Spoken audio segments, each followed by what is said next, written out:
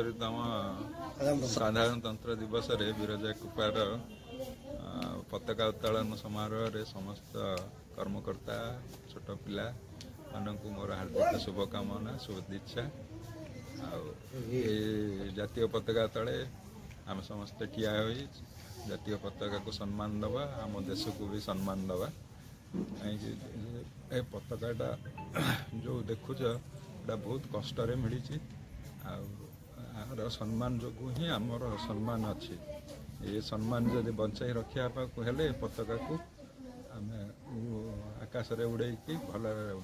उड़े जिते दिन आकाश रे उड़ुव पताका से दिन ना आम भलरे थी पताका तलू हो दिन आसीज तेणु समस्ते पताका को सम्मान दियो देश को सम्मान। मंत्री कथा पूरा कहला हाँ सार आसतु सार खुंट मूल को आसतु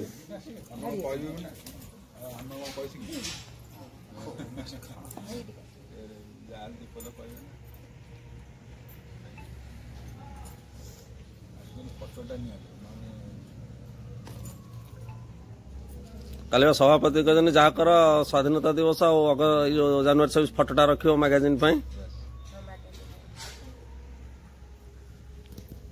सर आप दिभा आप भरत भाई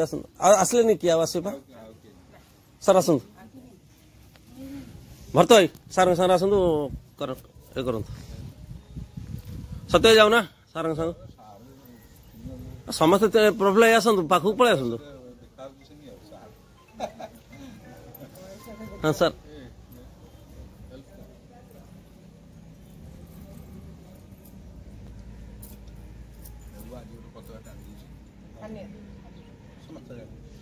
हाँ सारे भरत भाई समस्त तो आम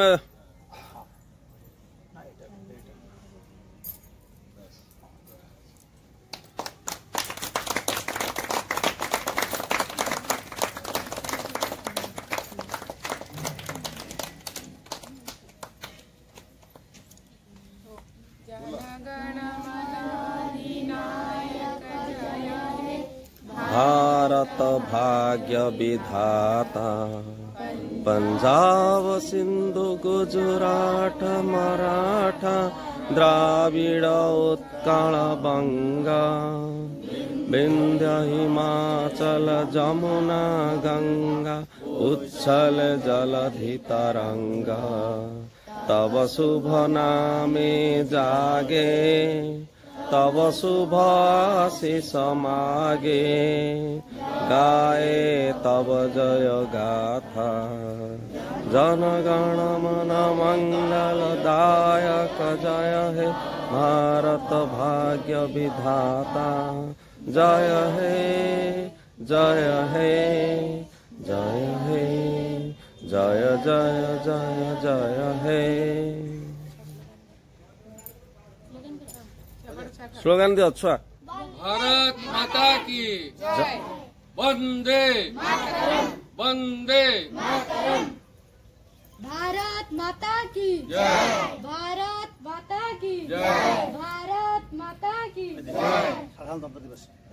साधारणतंत्र दिवस की जय साधारणतंत्र दिवस की जय साधारणतंत्र दिवस की जय जातीय पताका की जय जातीय पताका की जय जातीय पताका की जय मारम्मा देवी की जय मारम्मा देवी की जय मारम्मा देवी की जय नेताजी सुभाष चंद्र बोस की जय नेताजी सुभाष चंद्र बोस की जय नेताजी सुभाष चंद्र बोस की जय महात्मा गांधी की जय महात्मा गांधी की जय महात्मा गांधी की जय झांसी रानी लक्ष्मीबाई की जय झांसी रानी लक्ष्मीबाई की जय झांसी रानी लक्ष्मीबाई की जय सरदार वल्लभ भाई पटेल की जय सरदार वल्लभ भाई पटेल की जय सरदार वल्लभ भाई पटेल की जय डॉक्टर बी आर अम्बेडकर की डॉक्टर बी आर अम्बेडकर की डॉक्टर बी आर अम्बेडकर की शहीद बाजी राउत की शहीद बाजी राउत की शहीद बाजी राउत की मारम्मा देवी की मारम्मा देवी की मारम्मा देवी माँ मालती देवी की माँ मालती देवी की माँ मालती देवी की डॉक्टर राजेंद्र प्रसाद डॉक्टर राजेंद्र प्रसाद की जय डॉक्टर राजेंद्र प्रसाद की जय डॉक्टर राजेंद्र प्रसाद की सर आप आगे हाँ आगे भरत भाई कौन सर करो जय माँ बिरजा आज आमर बिरजा कृपा तरफ परिवार तरफ ये जो 76तम स्वाधीनता दिवस पालन होची साधारणतंत्र दिवस ये उपलक्षे आज आमर ये जो कुनी कुनी पिला माने कंठरे आम जातीय वीर मानकर जो जय जयकार पड़ला से आम तो आमर पूर्वसूरी मानकू आज स्मरण आ सहित आमर जातीय एकता प्रगति आम केमिति अधिक संगठित होइकि कार्य करि से विषय भाविबार आज दिन आमर ये साहित्य दृष्टिकोण रे आम साहित्यिक बंधु मानकर बहुत देश गठन पर भूमिका रही सेमानकर भावकल्परे चिंतारे सुंदर साहित्य सृष्टि रे मन प्राण दे केमिति समाज रे सुंदर चेतना और एकतार भाव को सुदृढ़ करा जाय परियो से संबंध रे आम समस्ते सब बेले सजग रहिबा एवं एकजुट हो काम करिया को समस्त निवेदन करूँ। धन्यवाद। स्वागतम। आज 76तम साधारणतंत्र दिवस, गणतंत्र दिवस और जनराज्य दिवस यही उपलक्षे आम बिरजा कल्प तरफ उड़ीयमान जातीय पताका तले दंडायमान आयोजित सभार ये आमर सभापति जे आम परिवार सभापति परिचालना कमिटीर सदस्यवृंद उपदेष्टा मैडम माने अच्छंती पिला माने अच्छंती जो माने सब जांको पाई हम आज पताका उड़ियार सौभाग्य अर्जन करछंती से भविष्य नागरिक कुने कुने दायत माने आज हूँ साधारणतंत्र दिवस तार उद्देश्य विषय टी मुझे खाली कहूँ कहीं साधारणतंत्र दिवस पालन कर तुम छुआ जाच इंग्रेज मानकर द्वारा जो आम भारत वर्ष लोक मैंने निष्पेषित निर्यातित बर्बर शासन जो निष्ठुर शासन जो आम जो निष्पेषित होते दीर्घ 200 वर्ष संग्राम करते पढ़ी इतिहास बही पू ग्रामांचल दिल्ली पल्ली प्रत्येक जगार कोटी सांतल मानक आंदोलन कोटी कोल्ह मानक आंदोलन विभिन्न आड़ जो आंदोलन करते लोक मृत्यु मुखर पड़ते जीवन देते तार फलस्वरूप आम 1947 अगस्ट 15 आम आम स्वाधीनता पाइले अर्थात आम डंगार आम नाउरी हेले से स्वाधीनता दिवस अगस्ट 15 पालन कर आज हूँ साधारणतंत्र दिवस बा गणतंत्र दिवस जनराज्य दिवस कहीं पालन करवा उद्देश्यटा कौन बरिश पढ़ीच तो टिके सम्यक सूचना दूसरी शुण जो सरकार ठीक कले इंग्रेज सरकार आम 1947 अगस्ट 15 जीव निष्पत्ति नेले से पठेले कैबिनेट इंग्लैंड कैबिनेट रू 3 सदस्य ने कैबिनेट मिशन पठेले उद्देश्य है ये जो भारतीय नेतृवृंद सहित आलोचना करेंगे किमिति से शासन करेंगे दायित्व से किमिति बहन करेंगे तामाने आम क्या निर्भर करूँ कौ शासन उपर इंग्रेज मान शासन उपर 1935 मसीहा भारत शासन आईन बल से विभिन्न आईन कर 1909 मसीहा आईन कर 1919 कर 1935 मसीहा भारत शासन अनुजाई आम शासन चलता से स्थिर कले ये भारत शासन नूतन शासन हम तो आईन टे कर प्रत्येक अनुष्ठान आईन किसी अच्छी से आईन करने गोटे आईन सभा बसा जाए से आईन सभा आम संविधान सभा से वर्ष 1946 मसीहा नवेम्बर 26 बसला से सभापति हेले doctor Rajendra Prasad drafting committee chairman हेले बी आर आंबेडकर ସେଠି ପ୍ରଶ୍ନ ଗୋଟେ B.R. ଆମ୍ବେଦକରଙ୍କୁ ଡାକ୍ତରୀ କମିଟି ଚେୟାରମ୍ୟାନ୍ କଲେ ଅନ୍ୟମାନେ କେତେ ଥାଇପାରନ୍ତି ଉଦ୍ଦେଶ୍ୟ ହେଲା ସେତେବେଳେ ନୁହେଁ ଅଦ୍ୟାବଧି ବି ତାଙ୍କ ଭଳି ଜଣେ ଏଜୁକେଟେଡ୍ ଭାରି ଦୁର୍ଲଭ ଦୁଷ୍ପ୍ରାପ୍ୟ ମଧ୍ୟ କାରଣ ସେ ଅର୍ଥନୀତିରେ ଖାଲି ବିଭିନ୍ନ ଶାସ୍ତ୍ର କରିଛନ୍ତି ଅର୍ଥନୀତିରେ ଖାଲି MA କଲେ ଡକ୍ଟରେଟ୍ କଲେ PhD କଲେ DLT କଲେ DSc ଯୋଉଟା ଏପର୍ଯ୍ୟନ୍ତ କରିନାହାନ୍ତି ଅର୍ଥନୀତିରେ ପ୍ରକୃତ ତେଣୁ ତାଙ୍କୁ ବଛା ହେଲା ସେ ଏ ସାମାଜିକ ପରିବେଶ ଦେଖି ସାଂସ୍କୃତିକ ପରିବେଶ ଅର୍ଥନୈତିକ ପରିବେଶ ଦେଖି ସେ এই সংবিধান প্রস্তুতি করবে जो ড্রাফটিং কমিটি ডকা হলা তা আলোচনা হব 229 জন যে অছন্তি আসেম্বলি সভারে সেটা আলোচনা হব পুরা ঠিক ভুল বছা হব পয়েন্ট আউট করা যাব তা পাই গোটে জানিয়া পাই কোন হইতলা গোটে মুখ বন্ধটে থাই মু কইছিলি তো স্কুল বহিরে দেখিও প্রত্যেক ষষ্ঠ সপ্তম অষ্টম নবম দশম বহির প্রথম পৃষ্ঠা উল্টে দেব লেখা হইতিব মুখ বন্ধ সেই বহির ভিতরে কোন সব আছে তার মুখ বন্ধটা থাকে সেভଳି ଆମର କନଷ୍ଟିଟ୍ୟୁନ୍ସିର ଯେଉଁ ସମ୍ବିଧାନର ମୁଖବନ୍ଧକୁ ପ୍ରିଏମ୍ବୁଲ୍ କୁହାଯାଏ ଏଇ ଯେଉଁ ସମ୍ବିଧାନ ତିଆରି କଲା ସେଇ ପାଇଁ ପ୍ରାୟ 60 ଦେଶ ବୁଲିଛନ୍ତି ତଥ୍ୟ ସଂଗ୍ରହ କରିଛନ୍ତି ଅବଶ୍ୟ 6ଟି ଦେଶର ମୁଖ୍ୟ ଦେଶର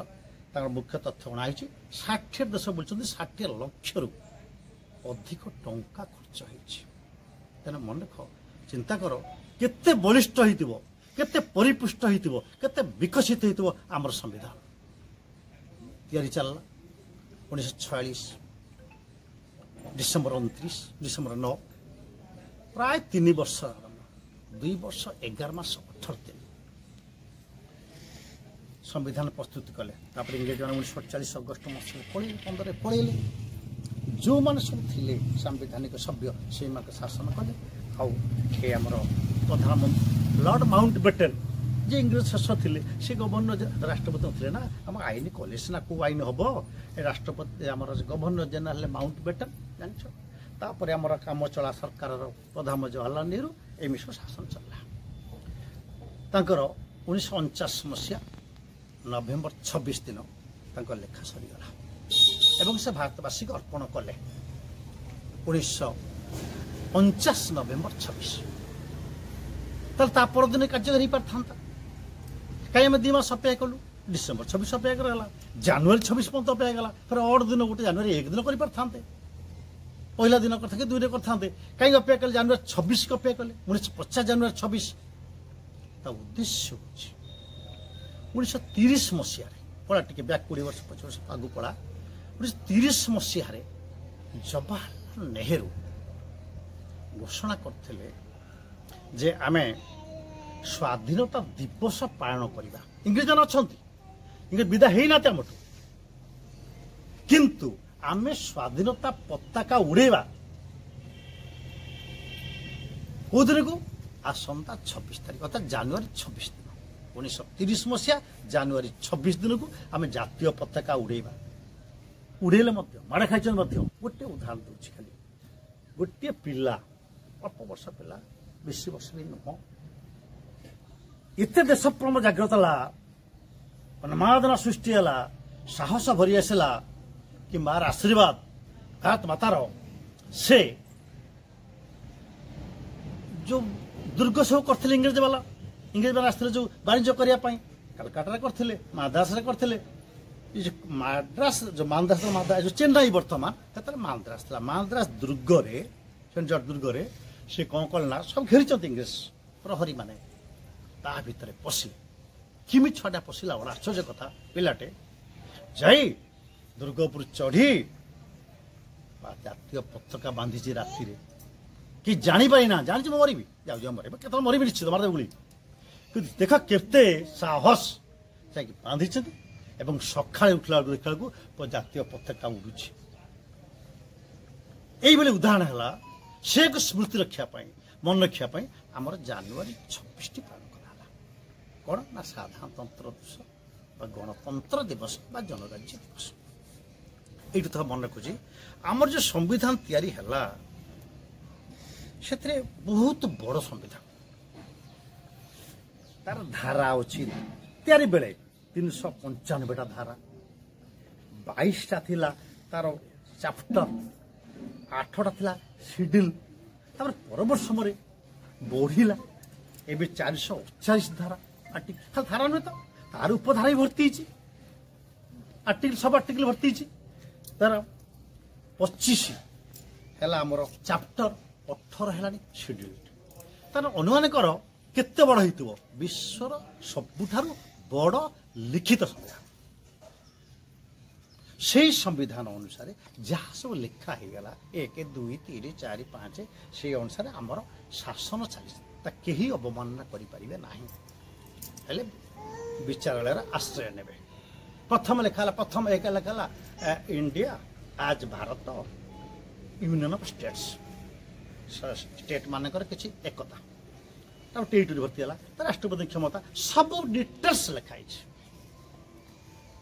সেই অনুসারে আমার কার্যকারী হল 1950 জানুয়ারি 26 দিন কার্যকারী হল বর্তমান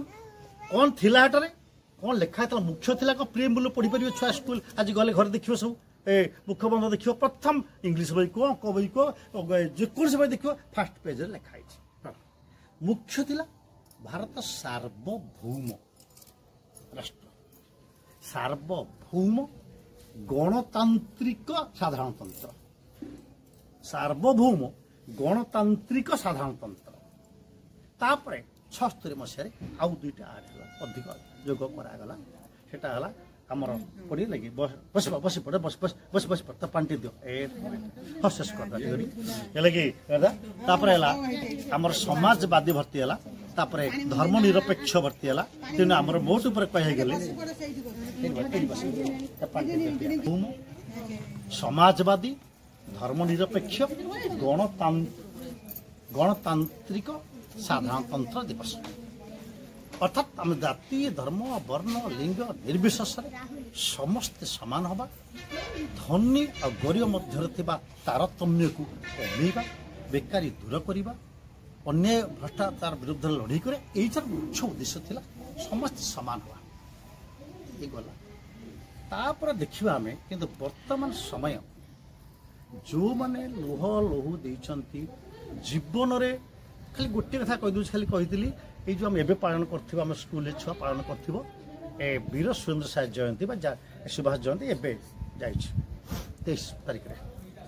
ସେ କେତେ ଜୀବନର 37 ବର୍ଷ ଖାଲି ଜେଲରେ ଖଟିଛନ୍ତି ତାଙ୍କର ଯେ ଯୌବନ ସମୟ ଉଦାମ ବୀରତ୍ୱର ପ୍ରତୀକ ଯେଉଁ ଯୌବନ ସମୟଟା 17 ବର୍ଷ ପଳେଇଲା ଜେଲରେ ଅନୁମାନ କରିଥିବ ତା ପରବର୍ତ୍ତୀ ଆସିଲା ପରେ କିଏ କହିବେ ନା ଆଉ ଆନ୍ଦୋଳନ କରିବି କି କହିବ କି ନା ତାପରେ ମାତ୍ର 7 ବର୍ଷ ବିଶ୍ରାମ ପରେ ଫେର ଲଢ଼ିଲେ ଫେର 20 ବର୍ଷ ଜେଲ ମୃତ୍ୟୁ ପର୍ଯ୍ୟନ୍ତ ଜେଲ ରହିଲେ ଶେଷ ବର୍ଷ ଯେଉଁ ବର୍ଷଟା ଅନ୍ଧ ହୋଇଗଲେ ଖାଇବାକୁ ଟିକେ ମିଳିଲା ନାହିଁ ତାଙ୍କର ସରି ଆସୁଥିଲେ ବି ସମୟ ଆହୁରି ବଢ଼େଇଲେ ଏମିତି କେତେ କେତେ ଚନ୍ଦ୍ର ହଜାନ୍ତ ପୁରା ଗୋଡ଼ ଫାଡ଼ିଦେଲେ ଏ ଗଛ ଉପରେ ଉଲ୍ଟା ଠିଆ ଝୁଲେଇ ଦେଇକି ଗୋଡ଼ ଦେହକୁ ଫାଡ଼ିଦେଲେ ବାନ୍ଧିକି ପୁରା ଦି ଫାଳ ହେଇଗଲେ କେତେ କେତେ এই বিষয়ে জীবন দিয়েছেন আজ পর্যন্ত সে জাতীয় ভাবনা অছি কিন্তু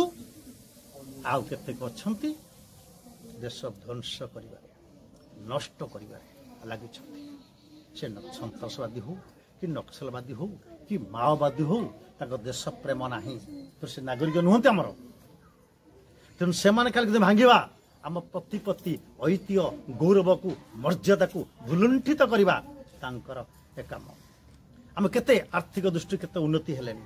ବିକଶିତ ରାଷ୍ଟ୍ର ପାଖରେ ପହଞ୍ଚିବା ପାଇଁ ଆମେ ପାଖାପାଖି ହେଇଗଲେ ବିକଶିତ ରାଷ୍ଟ୍ର ପହଞ୍ଚିବା ପାଇଁ ଆମେ ବିକାଶଶୀଳ ଦେଶ ଅଛନ୍ତି ବା ବିକାଶୋନ୍ମୁଖୀ ଦେଶ ଅଛନ୍ତି ବିକଶିତ ଦେଶ ହେବା ପାଇଁ ଆଉ ଅଳ୍ପ ବର୍ଷ ଅଛି ହେଇପାରିବ ବୋଲି ଆମର ଦୃଢ଼ ବିଶ୍ୱାସ ବିଭିନ୍ନ ଦୃଷ୍ଟିରୁ ସାଂସ୍କୃତିକ ଦୃଷ୍ଟିରୁ ଆଉ ବୈଦେଶିକ ବ୍ୟାପାର ଦୃଷ୍ଟିରୁ ଆହୁରି ସମସ୍ତେ ଭଲ ସବୁ ଦେଶ ଭଲ ପାଉଛନ୍ତି ସେ ଗ୍ରହଣ ନ କରନ୍ତୁ କିନ୍ତୁ ଭାରତର ବୈଦେଶିକ ସମସ୍ତେ ଭଲ ପାଉଛନ୍ତି ଇଏକୁ ରକ୍ଷା କଲେ ଏକ ବଜାୟ ରକ୍ଷା କଲେ ଆମର ବର୍ତ୍ତମାନ ପିଲାଙ୍କର ଆମମାନଙ୍କ ସମସ୍ତଙ୍କ ଦାୟିତ୍ୱ କ'ଣ ଦାୟିତ୍ୱ ଆମର ଟିକେ ସ୍ୱାର୍ଥପରତା ଭୁଲିବା ସାମୂହିକ ସ୍ୱାର୍ଥ ଟିକେ ନବା ସ୍ୱାର୍ଥ ସମସ୍ତ ସ୍ୱାର୍ଥ ବିନା ବଞ୍ଚିପାରିବାନି କିନ୍ତୁ ଆମ କରୁଛୁ ଆମ ପରିବାରର ଘରର ବାପା ମା ଭାଇ ଭଉଣୀ ମାନଙ୍କୁ ନବା ଗାଁର ସମାଜର ପରିବାର ନହେଲେ ତାପରେ ଜାତୀୟ ଚିତ୍ରଟା ଆସିବ। ବ୍ୟକ୍ତିତ୍ୱ ଜୀବନ ବା ବ୍ୟକ୍ତି ଜୀବନକୁ କମ୍ ଲକ୍ଷ୍ୟ କରି ଜାତୀୟ ଜୀବନ ପ୍ରତି ଟିକେ ଆମେ ଗୁରୁତ୍ୱ ଦେବା। ଆଉ ଜାତୀୟ ଜୀବନ ଗୁରୁତ୍ୱ ଦେଲେ ଜାତୀୟ ଜୀବନ କ'ଣ? ଯେମିତି ତୁମ ଘର ଆମ ଘର କଥା କହିଲେ ଘର କଥା ରାଗି ହେଉଛ, ଆଜ୍ଞା ମୋ ବାପା କଥା କହିଲୁ, ମା କଥା କହିଲୁ, ଆମ ଗାଁ କଥା କାହିଁ କହିଲୁ, ଆମ ଯଦି ବାହାରକୁ ଟିକେ ଯିବା ଆମ ରାଜ୍ୟ ଓଡ଼ିଶା କଥା କାହିଁ କହିଲୁ, ଆଉ କୋଉଠି ଯିବେ ଇଣ୍ଡିଆ କଥା କହିଲୁ, ଆମ ଯେମିତି ଗୋଟେ ପଳେଇ ଆସୁଛି ମନରେ,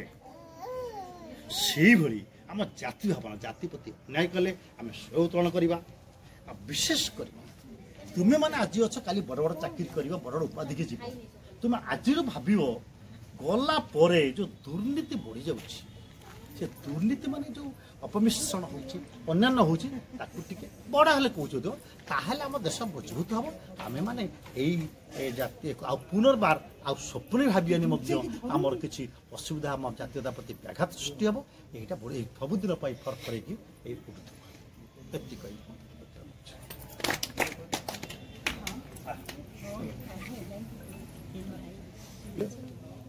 ଆମେ ଚଳାଉଛୁ ଦେଶ ଆମରି। ଯେଉଁ ଦେଶଭକ୍ତ ସ୍ୱାଧୀନତା ଦେଲେ ତାଙ୍କରି ଚରଣେ କରୁ ନମନ। ଆଜି ଏ ପବିତ୍ର ମହାନ ଦିବସ ଏହି ବିଗତ ଘଟଣା ହୁଏ ସ୍ମରଣ। ତ୍ରିରଙ୍ଗା ଧ୍ୱଜାର ତଳେ ଠିଆ ହୋଇ ଗର୍ବ କରୁ ଆମେ ସ୍ୱାଧୀନ ବୋଲି। ଜୀବନ ପଣରେ ସ୍ୱାଧୀନ ଯେ ଦେଲେ ତାଙ୍କ ରକ୍ତେ ଗୋରା ଖେଳିଲେ ହୋଲି।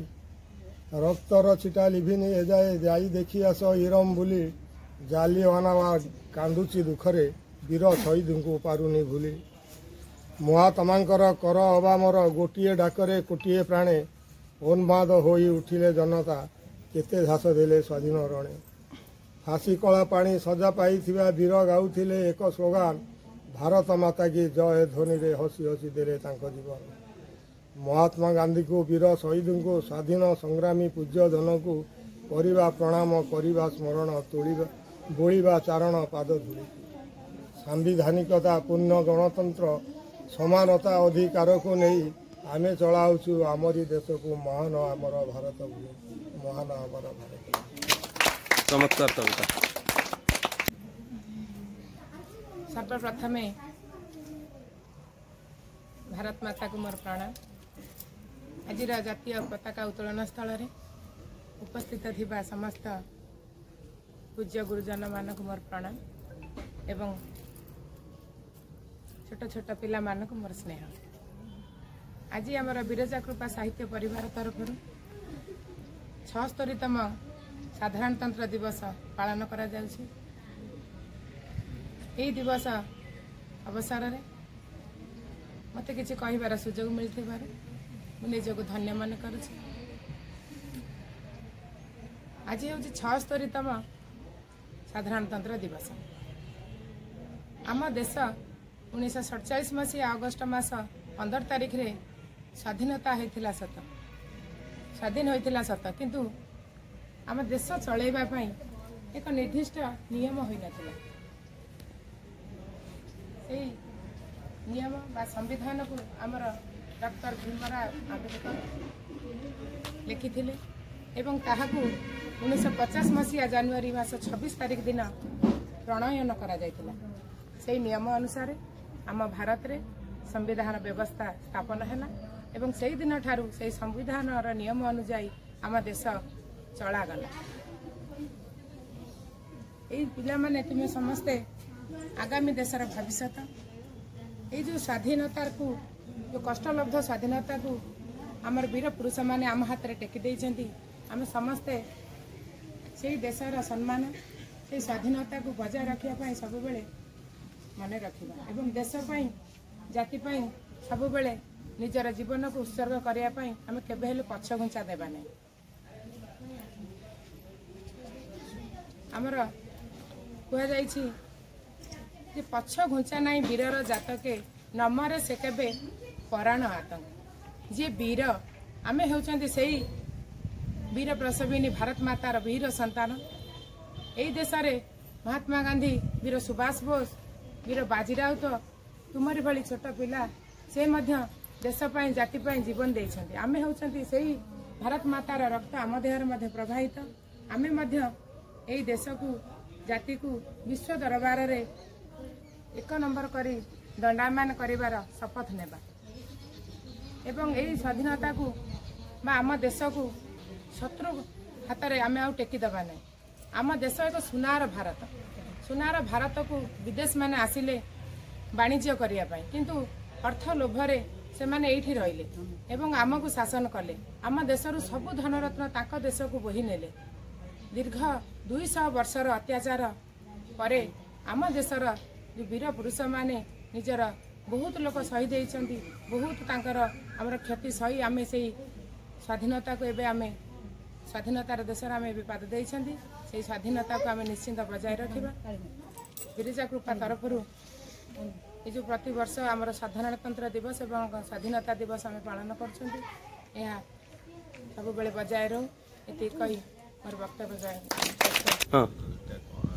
ସ୍ୱାଧୀନତା 77ତମ ସାଧାରଣତନ୍ତ୍ର ଦିବସରେ ବିରଜା କୃପାର ପତାକା ଉତ୍ତୋଳନ ସମାରୋହରେ ସମସ୍ତ କର୍ମକର୍ତ୍ତା ଛୋଟ ପିଲାମାନଙ୍କୁ ମୋର ହାର୍ଦ୍ଦିକ ଶୁଭକାମନା, ଶୁଭେଚ୍ଛା। ଆଉ ଏ ଜାତୀୟ ପତାକା ତଳେ ଆମେ ସମସ୍ତେ ଠିଆ ହୋଇ ଜାତୀୟ ପତାକାକୁ ସମ୍ମାନ ଦେବା, ଆମ ଦେଶକୁ ବି ସମ୍ମାନ ଦେବା। କାହିଁକି ଏ ପତାକାଟା ଯେଉଁ ଦେଖୁଛ ଏଇଟା ବହୁତ କଷ୍ଟରେ ମିଳିଛି। ଆଉ ଆର ସମ୍ମାନ ଯୋଗୁଁ ହିଁ ଆମର ସମ୍ମାନ ଅଛି। ଏ ସମ୍ମାନ ଯଦି ବଞ୍ଚାଇ ରଖିବାକୁ ହେଲେ ଏ ପତାକାକୁ ଆମେ ଆକାଶରେ ଉଡ଼େଇକି ଭଲରେ ଉଡ଼େଇ ଯେତେ ଦିନ ଆକାଶରେ ଉଡ଼ୁଥିବ ପତାକା ସେତେ ଦିନ ଯାଏଁ ଆମେ ଭଲରେ ଥିବା। ଯେବେ ପତାକା ତଳକୁ ହେଇଯିବ ସେପଟୁ ଦୁର୍ଦିନର ଦିନ ଆସିଯିବ। ତେଣୁ ସମସ୍ତେ ପତାକାକୁ ସମ୍ମାନ ଦିଅ, ଦେଶକୁ ସମ୍ମାନ। ଧନ୍ୟବାଦ। ମନ୍ତ୍ରୀ କଥା ପୁରା କହିଲ।